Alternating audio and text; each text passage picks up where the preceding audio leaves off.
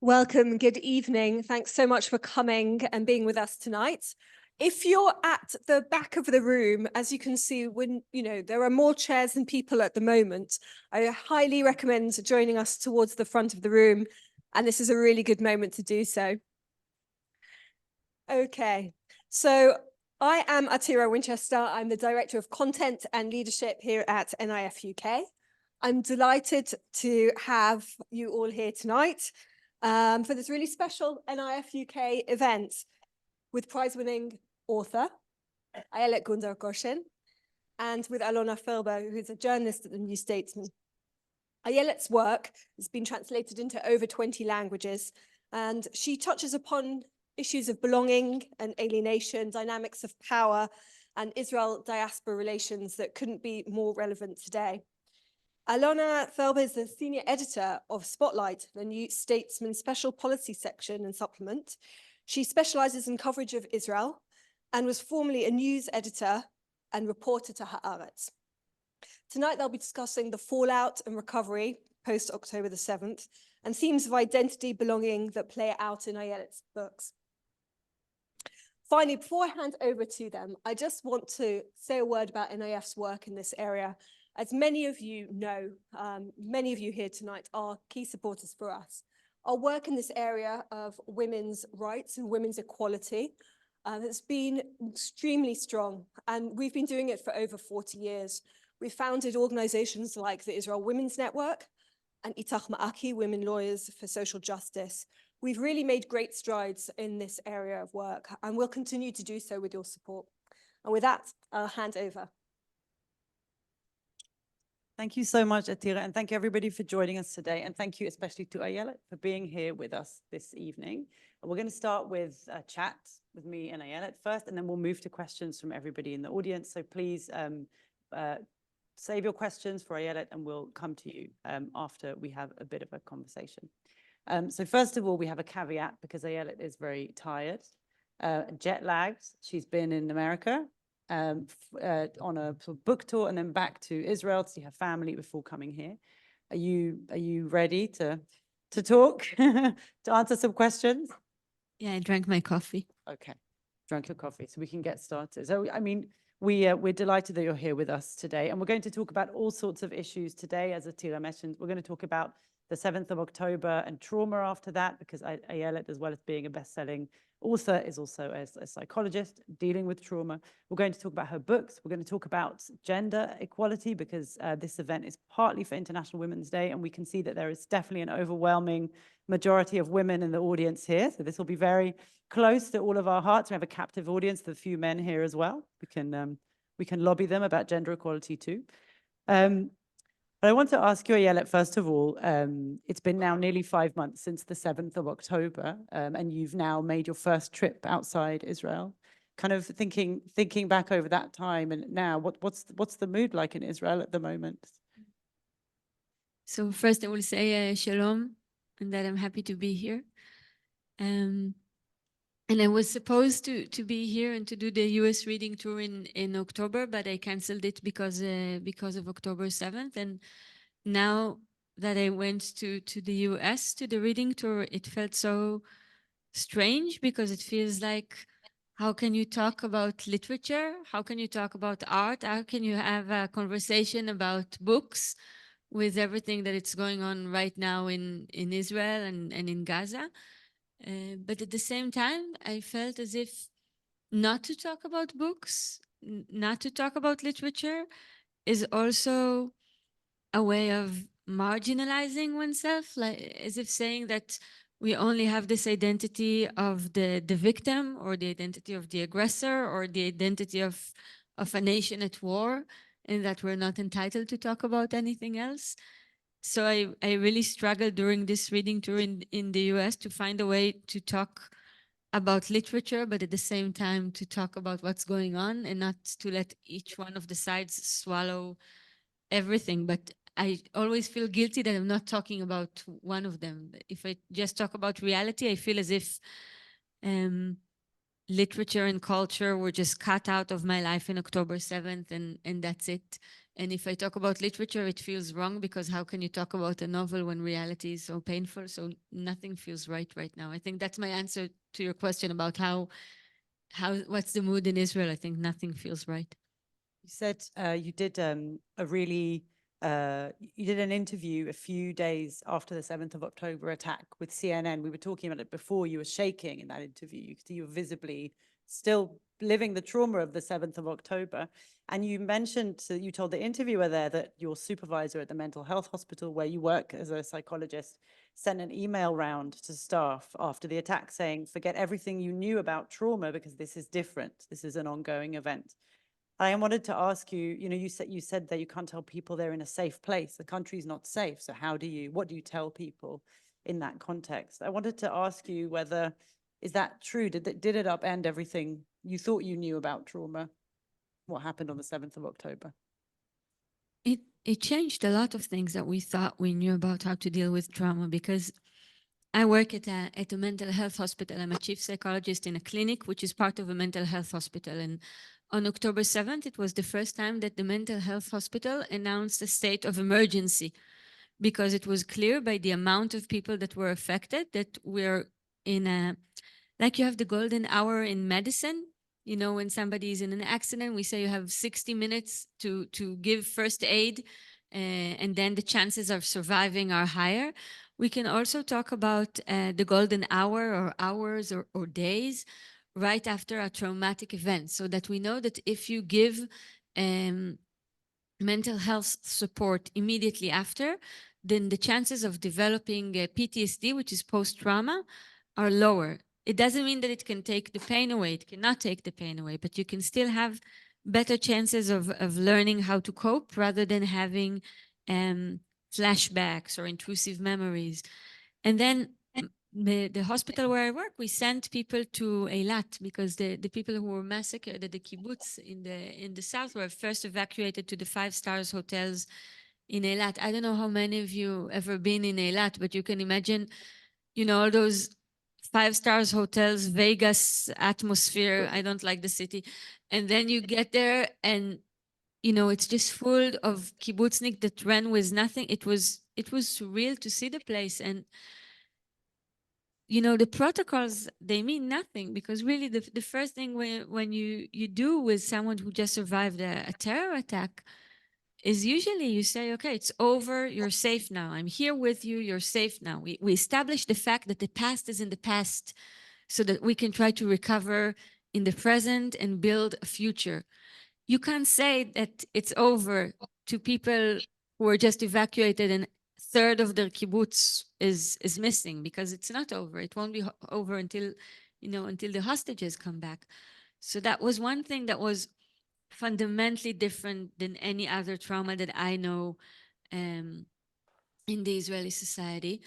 Another thing that was fundamentally different was the fact that Hamas live streamed everything, so that people in Israel, I don't know where you were on October 7th, but in Israel, people who were not at the southern border, people at the Golan Heights, got text messages from their friends in the kibbutzes, text messages that saying that there's something wrong, even though we didn't see it in the news. So people logged on to Hamas media channels to find out what's going on.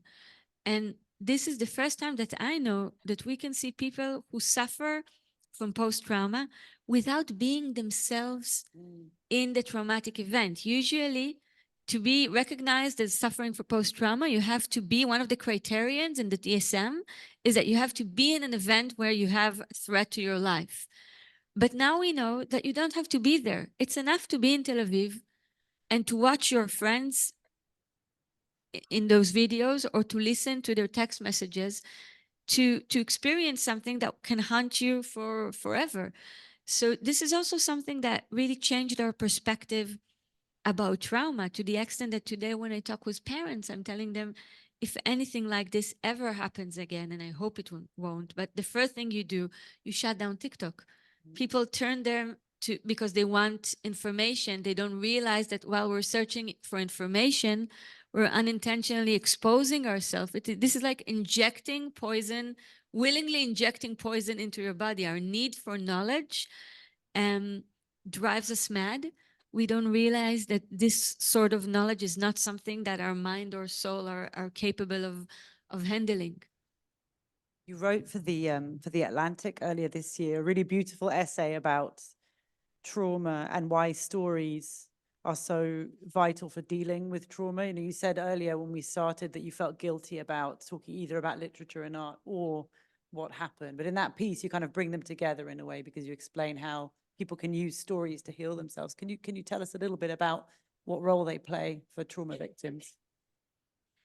The traumatic event itself is an event that doesn't have any words. When you see someone immediately after, it's beyond words. And one of the things that we do as therapists is we try to help people create a narrative of what happened, so that, because we know that the flashbacks and the intrusive memories are the way the mind is trying to process something which was not yet processed. Now, once again, the fact, if we process it, it doesn't take away the pain or the agony, but it can help us differentiate between the past and the present, so that no one will be doomed to live the attack over and over again without even having a choice of whether I feel it or not. So, for instance, if a survivor from the Nova party is talking in present, you say present tense in English? Yeah. In present tense.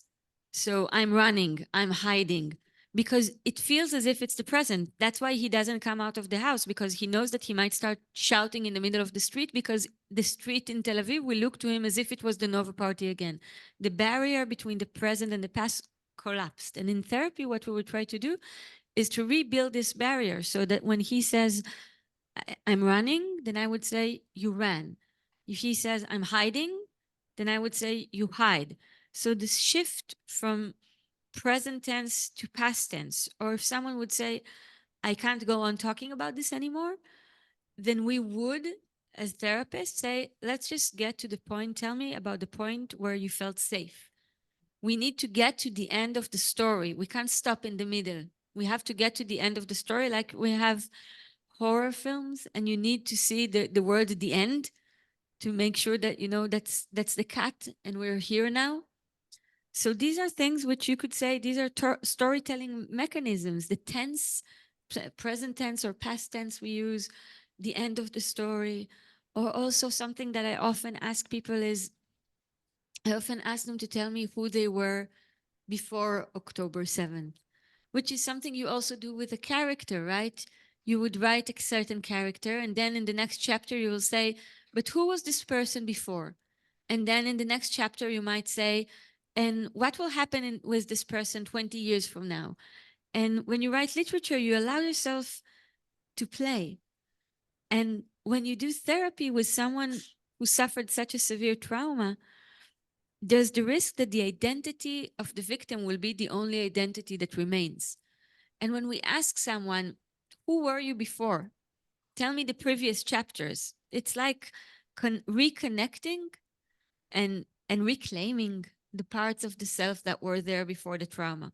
Or to ask, can we imagine where would you like to be in a year from now or in 2 years from now? Which is such a trivial question, but after October 7th, for some people, this question is unbearable, because how dare you even try to imagine something else? But then you insist on it, that we have to be able to imagine something else, that there must be more chapters in this book. There is the war obviously is ongoing. There are still hostages in Gaza. The death toll is mounting. There's been, in the past 5 months, there's been we've been witness to so much violence, and there is a real collective trauma among Israelis and Palestinians. And I wondered what you think about the role of sort of dealing with that trauma in being able to build some sort of a shared future sometime, somewhere in the future, after hopefully the war is over.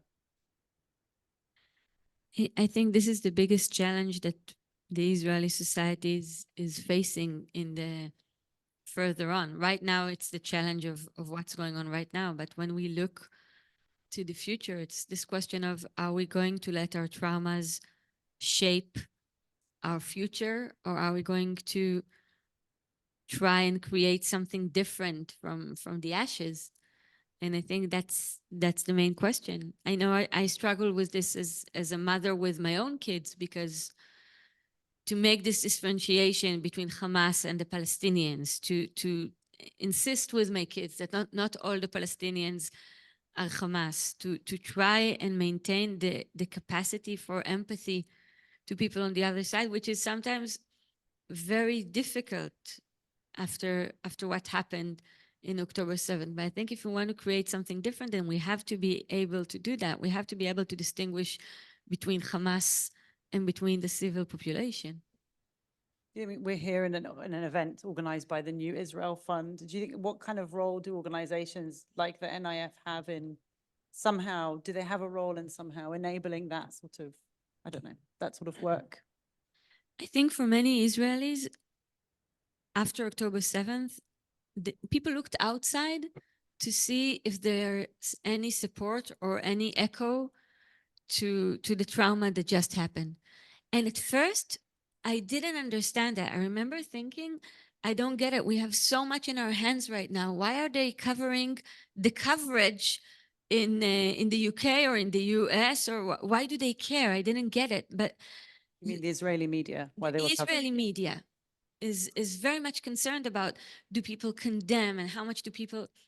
And it took me a while to realize that the reason this is so widely covered in Israel is that when something bad happens to you, I'm thinking, I am a mother of a 2-year-old. When he falls down, the first thing he does, even before he starts crying, is he looks up and he searches for my eyes, as if to say, did you see that?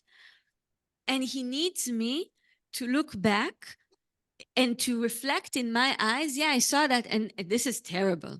And if I can look back and see that, to acknowledge it, then he might not have to cry. But if I'm on my phone, then he has to cry even louder, because falling is bad enough, but falling without anyone caring about it is even worse. And I'm thinking, there's this beautiful painting by Bruegel, a landscape with the falling of Icarus. We see Icarus falling from the sky, and he's falling into the sea. And there are people working, harvesting, fishing, people working in the fields, and none of them is looking. There's this terrible tragedy going on, and none of them bother to raise his head from his daily work and to look. So I think for many people in the country right now, the support from organizations outside of the country means so much. It's far more than the financial support. It's knowing that other people are there to say, I saw what happened to you and I care about it. I care about it enough to come and help, or to offer my support, or to say something. I'm giving you the acknowledging eyes that you need. We're here to talk about your books as well, and women, as we said before. I wanted to get the audience, there are plenty of readers and fans here in the audience who love your work. So can you give us a bit of an insight into how you're a clinical psychologist and also you write, right? So how do you organize that? Like, what does your writing life look like around your work, your clinical psychologist life? So I have to say, I haven't written one word of fiction since October 7th. So I can say that before that, I was always a bit amused when I was asked about my working routine. And because I always thought that when you read about, I don't know, Hemingway, or, those guys that sit in a room and they have whiskey and it's in complete solitude, and there's the ocean outside their studio, or the forest, and I think that, as a mother, exactly. There's lots of whiskey, right? I mean, the line always stops when somebody comes and screams, I want an omelet, or why isn't there pasta? So you write between the daily tasks, and to be frank, I love it, because I feel there is something that you're completely enmeshed. I mean, until you're up until your knees in the labor of love, you know, which is doing the laundry and raising the kids and just living the life. And then between that, you also try to write fiction. And I love the fact that it's both, but I still wonder if I will one day have this glass of whiskey in the studio by the ocean. But then you also work at the hospital as well. So how do you write around that? Well, and how much does that inform your writing, do you think?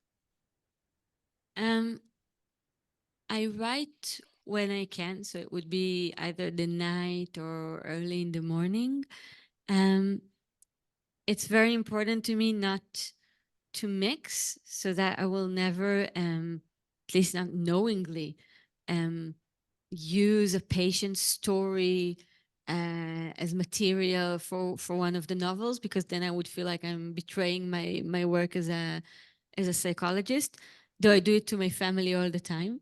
So, you know, Amos Oz has this beautiful sentence. He said that telling a story to a writer is like giving a hug to a pickpocket, to a thief. So I think family dinners became much more intense since I started writing. But in therapy, I hope my patients feel safe enough. They'd probably be wise to not read your books, just in case they pop up. Sometimes people come with the book to session. It's usually one of those oh no moments when somebody pulls out a book and starts reading out of it. And you wrote a few years ago, you've spoken before about what it's like to be an Israeli sort of liberal, left-wing kind of person who's writing, and kind of when you're in Israel, you're fairly, you know, you're not a huge Netanyahu fan, you're critical, you worked for a left-wing NGO once. And then when you're outside Israel, you're suddenly the Israeli who's associated with the government's actions, and you have to sort of kind of go between being those two things. What's it been like now, having left the country, gone around the States? Did you feel that same sort of tension? I think people automatically project on you many things when they hear that you're Israeli. They don't always have the curiosity to ask you for your opinion. Sometimes they just assume your opinion. I remember I was in Edinburgh, in the Edinburgh Book Festival, Literature Festival, and you have to come early for the sound check. And there were these two women in the crowd that was there with me for the sound check. And I thought it was very kind that they came about an hour earlier. And then one of them said that they're here to support. And I still didn't get what she was saying. And she said, yeah, we don't read, we didn't read the books. I don't read fiction. And I said, okay, so why are you here? What's going on? And then she said, we're here to support. She's an evangelist. How do you say it? Evangelical. Evangelical. And she came to support because she was afraid that the BDS might show up, these two women.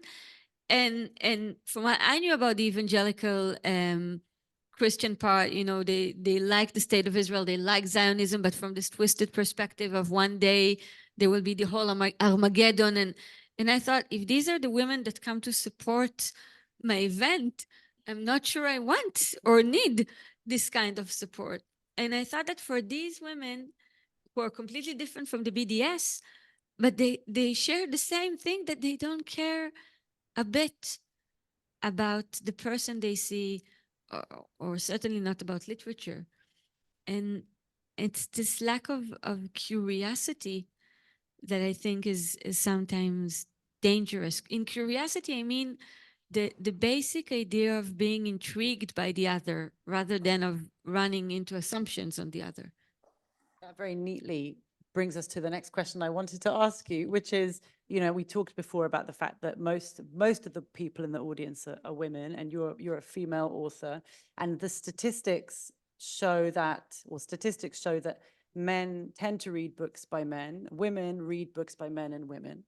And I wondered whether you find that frustrating at all as a female author. Is that something you've thought about, or actually does it not really bother you at all? How do you feel about it?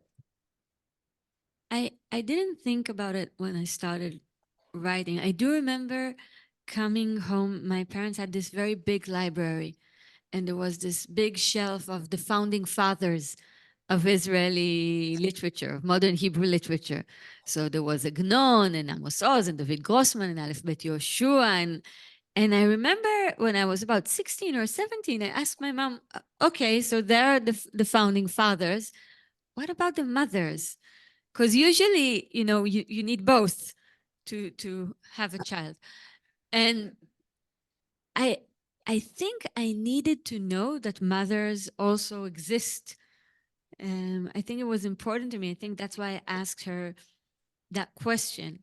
And just a few years ago, I was here for a Jewish Book Week, and they had this panel, which was called "The Creation or the Formation of a Female Writer."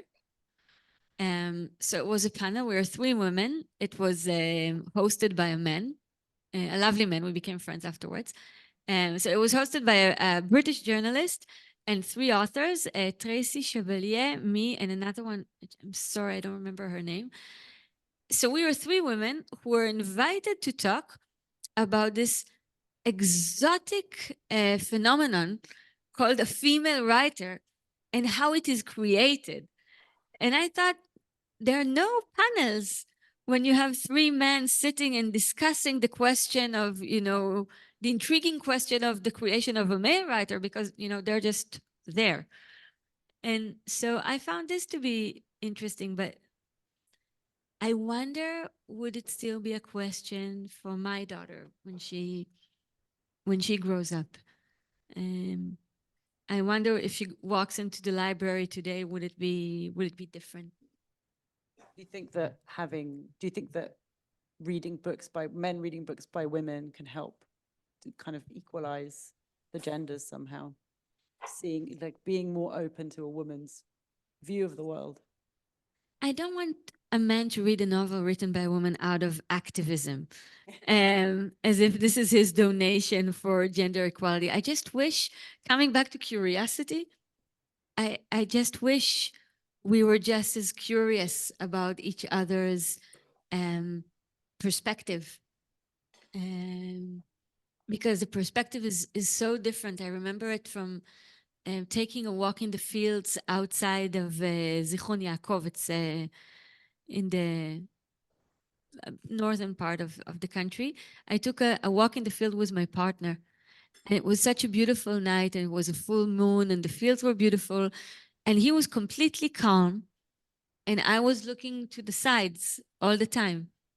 And he didn't understand why I was a bit anxious. And I remember I looked at him and I thought, wow, you have no idea. I mean, you honestly don't know what it means to be a woman walking on this planet. You cannot imagine how this beautiful field under the moon, which for you is so tranquil, can be a place that can create anxiety. In most women I know wouldn't walk there alone in the middle of the night.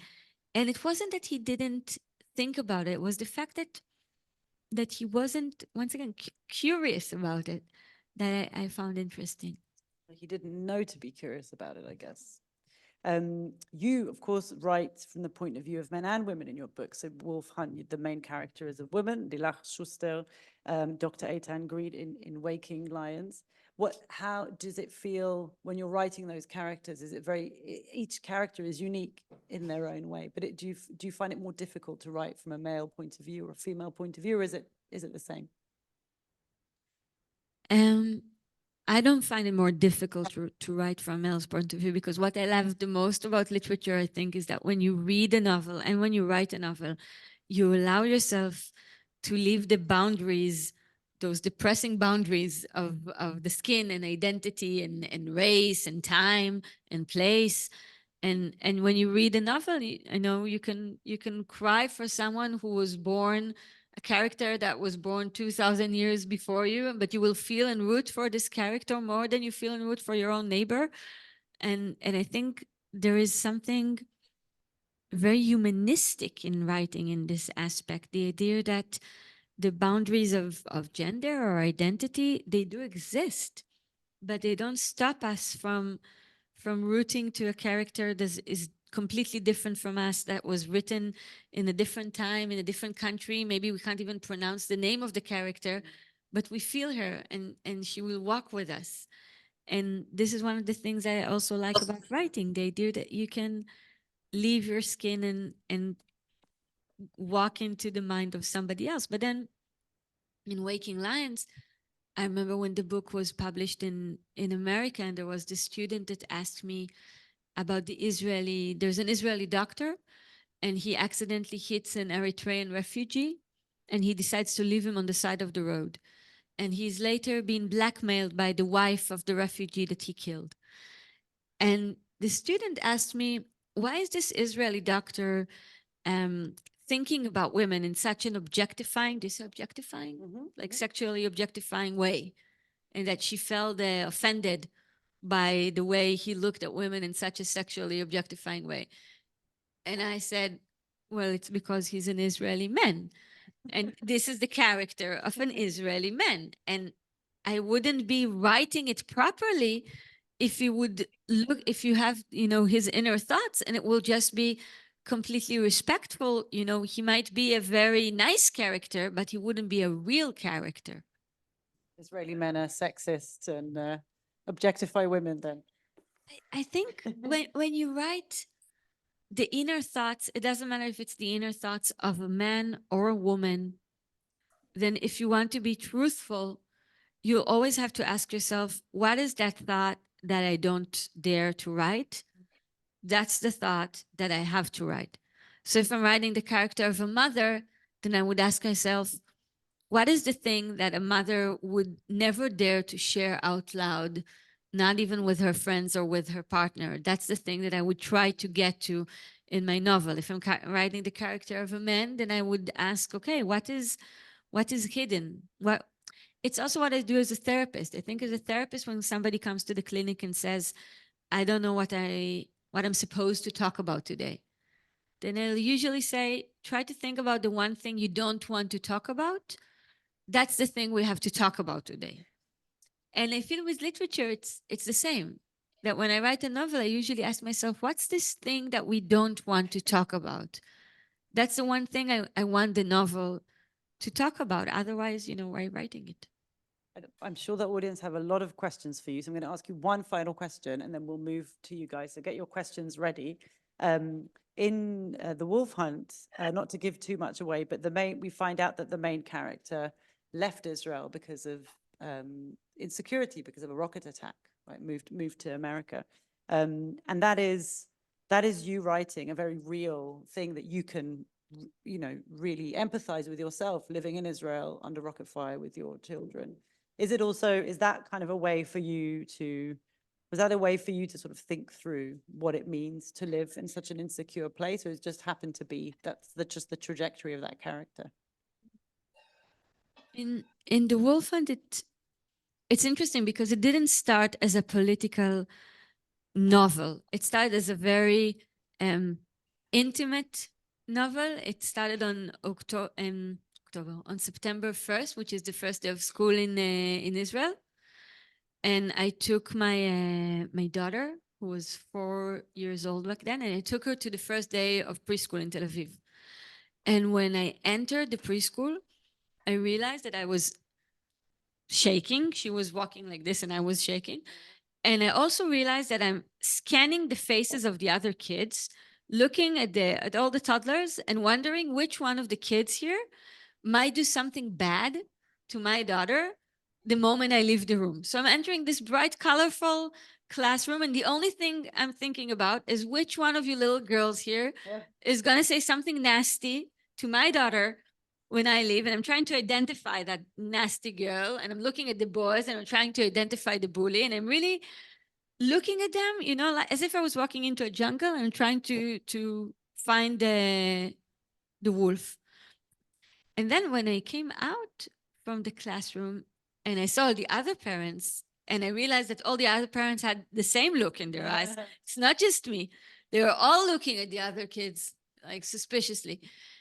And then I thought that it's interesting that all the parents here have the same fear, that we all have this fear that, we send our little cub into this jungle and that someone might do something to her. And I thought, it's amazing how none of us stops to consider the possibility that it might be my child who's in fact that wolf, that it could be my daughter that the moment I leave the room is saying something nasty to another girl in order to build up her self-esteem. And that was a very, very disturbing thought. And when I come home, because I don't know how is it here, but in Israel, you leave the kids the first day for an hour, 2 hours, and then you come back to rescue them from the kindergarten. So I came back home and I had 2 hours to kill. And I came to my partner and I told him about this experience. And I told him, say you could choose, say you had the choice. In life, we don't get this choice, but say you had the choice between our daughter right now at the preschool being bullied by another girl, but she knows that she's pure and she's good and that she's not capable of harming others just to feel good about herself. Or you could choose that our daughter right now is the bully. So she feels confident and strong, but she's stepping over somebody else to feel that. What would you rather have her? And I thought it was an interesting question. He didn't thought it was an interesting question. And he looked at me and he said, in Hebrew, he said, "Tigidi, איזה מין אימא את?" Which is English for, what kind of mother are you? And then he said, זאת כזאת שאלה שמאלנית, which is, אתם מדברים עברית, which is, in English would be something like, this is such a woke question to ask. And he said, of course I prefer my child, and I wonder if in the UK I would get other answers, but he said, of course I prefer my child to be the bully. Yeah? Yeah. Really? I'm shocked by that. Like, I wonder, is that a gender thing? Yeah, will the women... He said, of course I prefer my child to be the bully rather than the victim. What kind of mother even asks this question? And then I was upset for him for doing the whole woke thing. So I pulled out my card and I said, you know what? I think what you're saying right now is because you're a third generation for Holocaust survivors. And I think what you're doing right now in our apartment in Tel Aviv is that you're taking this huge trauma that your family went through and putting it on the shoulder of a 4-year-old, and you're going to raise her to be a bully because she must never be a victim again. And that was the moment that something that started not as an Israeli novel, not as a political novel, not about Jewish identity or Israeli identity. I just thought of it from the perspective of what it means to be a mother and what do you want for your child and what moral responsibility, if any, do you feel? But then I thought, okay, we just shifted from this mother-child relationship into Israeli identity when he said you're such a smolanit, like you're woke, into Jewish history.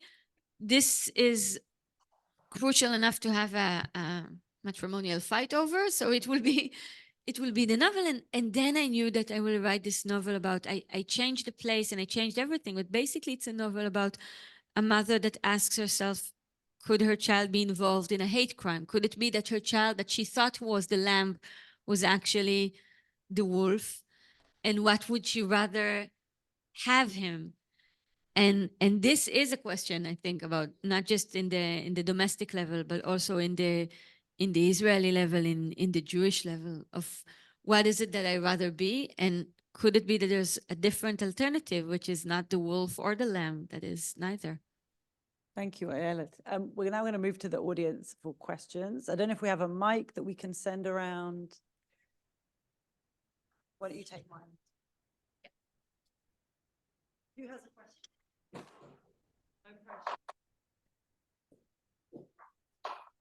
pressure. Thank you so much. That's really, really interesting and delightful and lovely to have you here. And we're all going through these very difficult times with identity and so on. Just a simple question. Did you always want to write fiction? How did it come to you? And was the psychology, I mean, it works very well together, obviously, clearly. But what sort of got you going in the fiction world?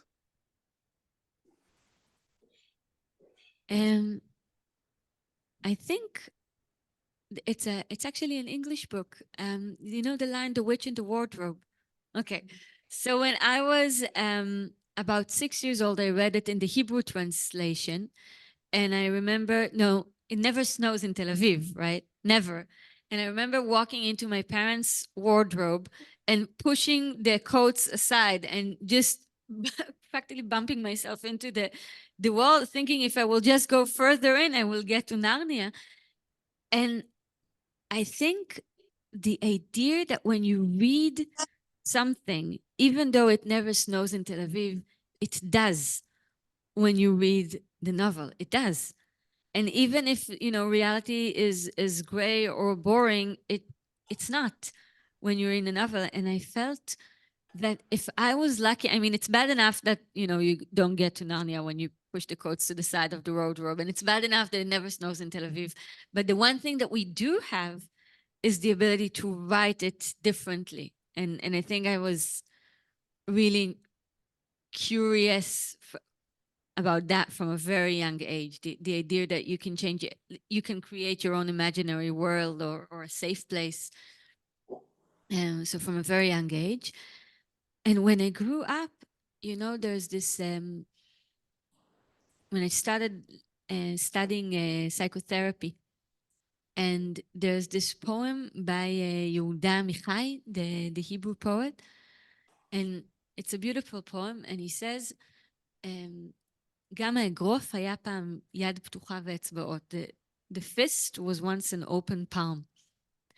And I remember when I read it, I thought, this is the essence of both psychotherapy and literature.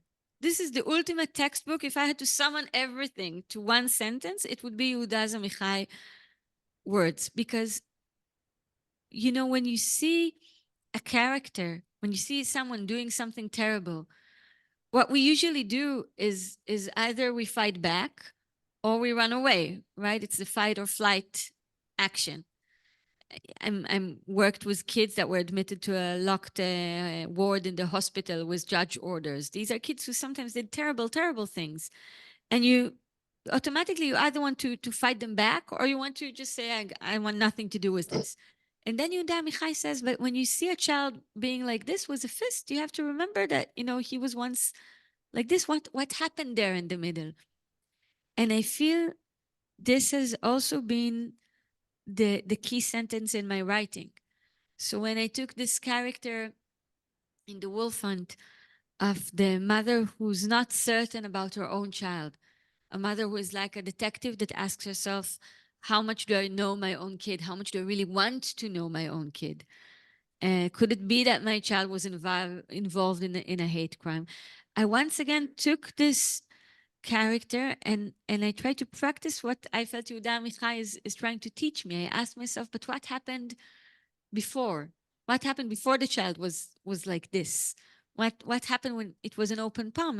And I think if you ask this question, if you're curious about that, instead of condemning, if you ask the questions, then you might be able to, you know, to go back to an open palm.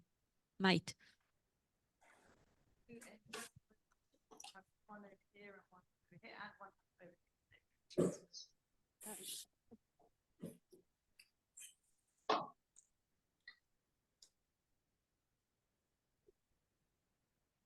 I don't know if this question is too intrusive, so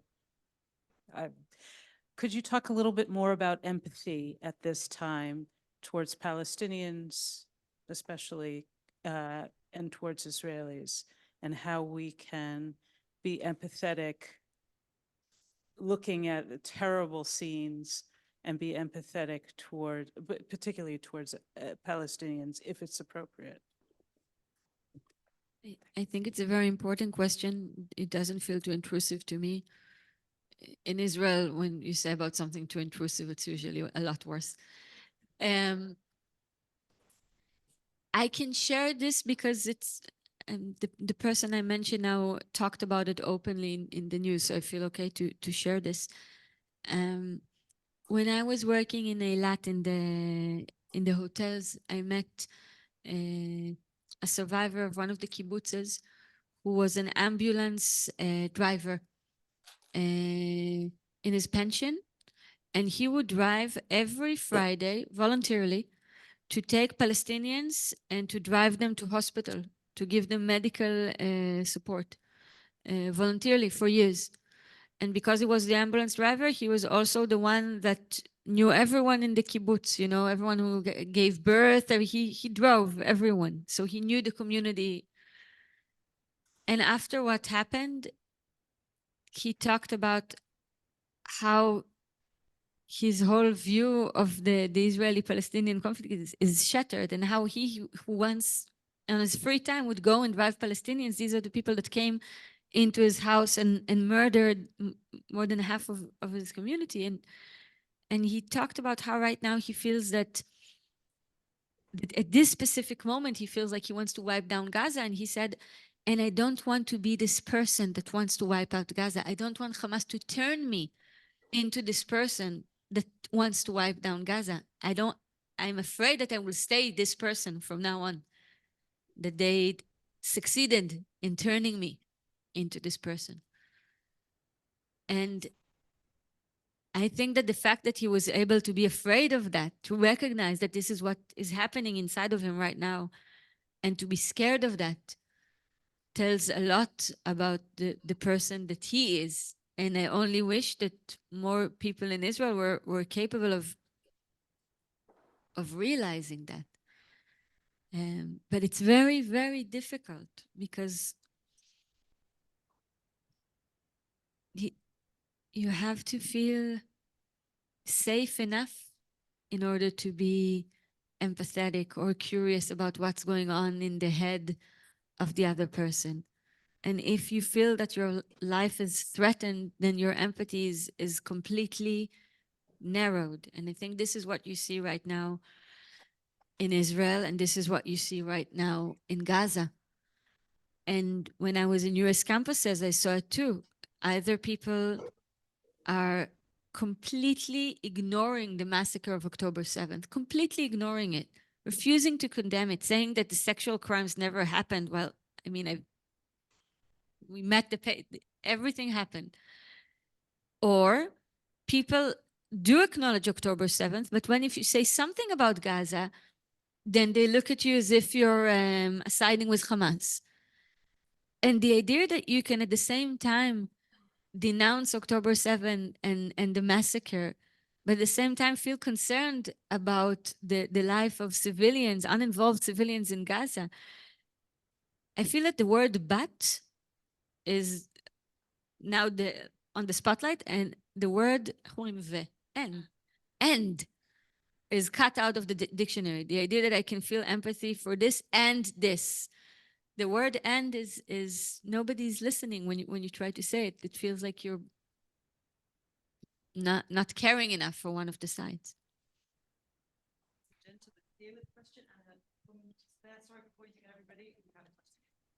Hi, thank you very much. Can I go back to this dilemma that you described with regard to the nursery and the wolf and the sheep? So I have a few. Could you tell me what word were you using in Hebrew for the bully?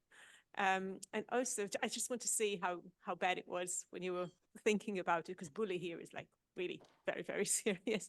And also whether you think that the response that you had from your partner is something typical of Israelis, maybe as a kind of post-Holocaust response. And also, only if you want, tell me how you would think about this dilemma. It's a very good question that you're asking about. Is it a typical Israeli Zionist macho response, post-Holocaust? I was very curious about it when the Wolf Hunt was published in other languages, and I started meeting other audiences and asking them the same question. So when I was in Germany, and I told them this story, and I asked them how would they respond, then the entire crowd was shocked by my partner's response, and they all said, we do not want to raise a bully, and that the bully would be criticized by the teacher and criticized by his peers, while the victim will be embraced, and that the bully, there is something evil rooted in him, while the victim is. And I was really intrigued by that, and I thought, could it be that our joint history pushed each side to the different side, so that the Israeli men will never be a victim and that the Germans would never want to raise a bully. But then I told this to a friend of mine, and I told her what happened in Germany. And she said, "You are so naive. You're an Israeli Jewish author sitting in front of 100 Germans. What did you think they will tell you?" So I'm not sure if it's a cultural thing or if the Israelis were more direct. I'm actually bringing the question back to you. How would it be in the UK? What would most parents rather raise or? Ah,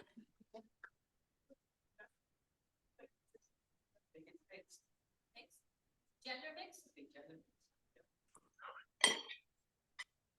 So I taught the wolf hunt, and you told that anecdote in an interview that you did with Eshkol Nevo, and we used it when I was teaching it. And both times I taught it was after October 7th. And what was really interesting to me was the different groups' responses, because they were all adults. The more orthodox group was immediately much more towards, we don't want to be the victims. The mixed progressive cultural group, who you might call the woke group, their response was being a victim begets being a perpetrator. There has to be, hurt makes hurt, trauma gets passed on, that it's not a question of what you choose, but how you're made and response to pain. So I think that very much came out of the discussion of your book, actually. It's really, really interesting. Thank you for sharing that. I think for me, it was also interesting that I found many readers who were willing to share their own experience of being bullied, and not so many readers who were so keen to share their experience. And I think it's interesting because I think if we look into our own history, most of us during our life were probably both. Somebody else was my nightmare, and I was for sure somebody else's nightmare. And the moments that somebody else hurt us, these are the scars. The moments when we hurt someone else, sometimes we realize it only years later, that we say, wow, that was me doing that. But I could not think about it for 20 years, while I'm certain that she did think about it in the past 20 years. And I think it comes back not just to how we raise our children, but also comes back to how do we build a nation, and what kind of culture do we want to create? Because when I wrote this, I went to Oedipus, King Oedipus, as the ultimate detective, because the mother, she's like a detective and she's trying to solve this mystery, and the mystery is her own child, and she's looking at her child as a mystery, as a riddle that she's trying to solve. And then I thought, so if the mother is like the police detective trying to solve the mystery of her child, I'll go back to Oedipus, because Oedipus is the first detective, right? There's the dead king, and Oedipus is told that the plague will stop only if he finds who done it, who killed the previous king. And he's launching this investigation, right? He tries to find out who killed the previous king, and he interviews the witnesses, and he assumes that the murderer is out there. Just like I assume that the nursery, that the bully is out there. Just like we always assume in Netflix and HBO that the man capable of doing such terrible things is roaming in the streets. He's never in the house. It's never me. It's out there. And I think in Oedipus, I will do a spoiler alert now for Oedipus, but in Oedipus, by the end of the play, Oedipus is forced to realize that the murderer, that the aggressor, that the perpetrator wasn't out there. It wasn't the other side, the people behind the border. It was he himself who was capable of killing someone out of rage. And I think, there's a reason why Oedipus is the core of psychotherapy. And I think for me, when I wrote this novel, I thought, how can we always assume that the evil or the aggressions belong to the other kids or to the other political side? And how much do we dare to look at ourselves with our eyes wide open? And when Oedipus does dare to look at himself with his eyes wide open, he ends up taking out his own eyes, as if to say, maybe you don't want to know everything. Maybe you don't want to see everything.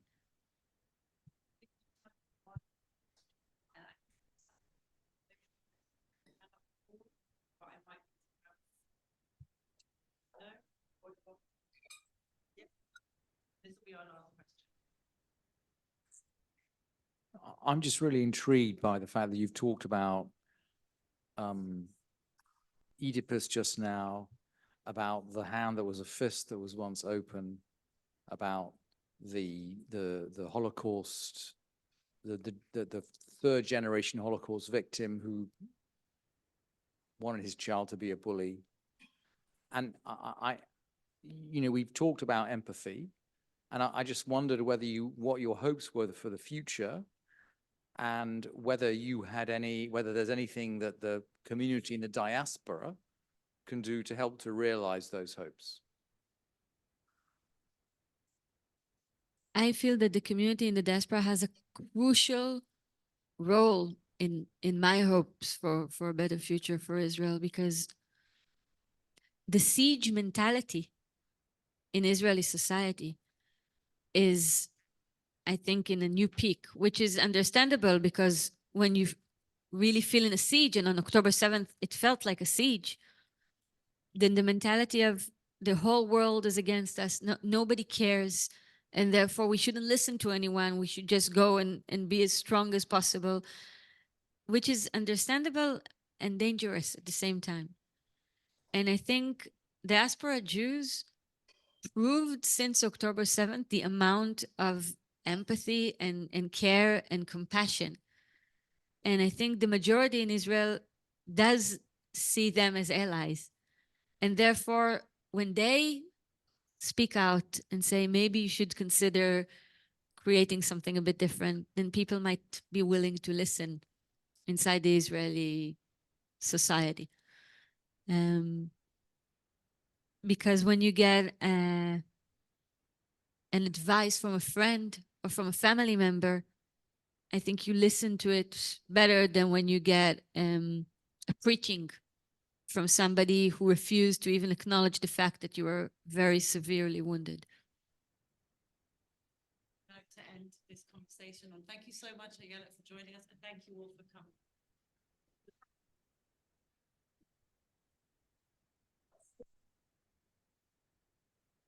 I just quickly wanted to say thank you to Ayelet. That was incredibly insightful and interesting and relatable on many levels.